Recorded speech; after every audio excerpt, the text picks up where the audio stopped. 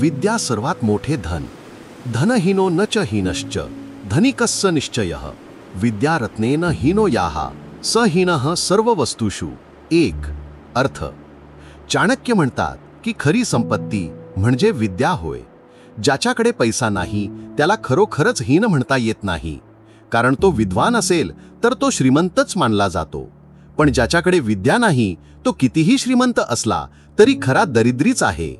कारण पैशाने मिळणारे वैभव क्षणभंगूर असते, परंतु विद्या ही माणसाच्या जीवनात कायमची राहते आणि त्याला खरा मान सन्मान मिळवून देते.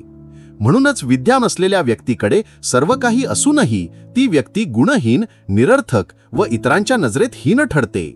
म्हणून मनुष्याने पैशापेक्षा जास्त प्राधान्य विद्येला द्यावे.